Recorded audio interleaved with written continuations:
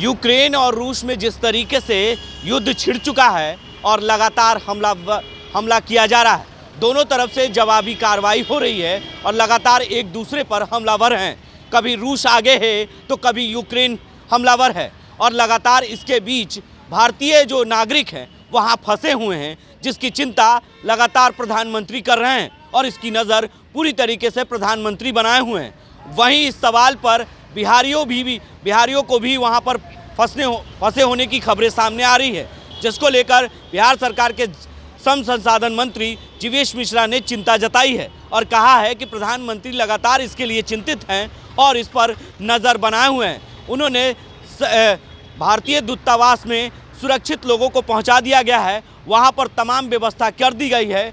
जो भी भारतीय नागरिक हैं, ख़ास तौर पर बिहारी वहां फंसे हुए हैं, उनकी भी चिंता की जा रही है और लगातार बिहार सरकार और केंद्र सरकार इस पर नज़र बनाई हुई है। जैसे ही कुछ स्थिति समान होगी तो एयरलिफ्ट से उन्हें अपने स्वदेश बुला लिया जाएगा।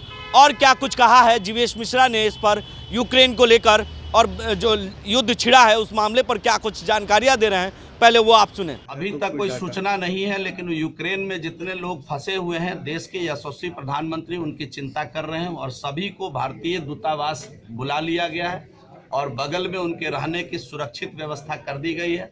हम समझते हैं कि भारत के नागरिक यूक्रेन में सुरक्षित है और उसकी पूरी जिम्मेदारी के साथ उनको वहाँ सुरक्षित रखा गया है।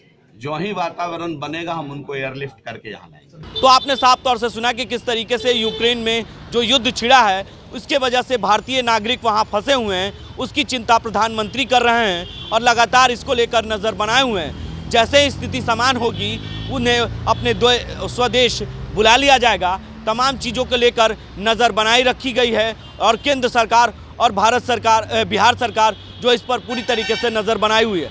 आगे के अपडेट्स के लिए आप बने रहें देश न्यूज़ के साथ और देखते रहें देश। अभी तक कोई सूचना नहीं है, लेकिन यूक्रेन में जितने लोग फंसे हुए हैं, देश के यशस्वी प्रधानमंत्री उनकी चिंता कर रहे हैं और सभी को भारतीय दूतावास बुला लिया गया है और बगल में उनके रहने की सुरक्षित व्यवस्था कर दी गई है।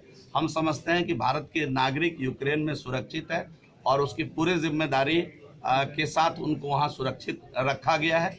जो ही वातावरण बनेगा हम उनको एयरलिफ्ट करके यहाँ लाएंगे।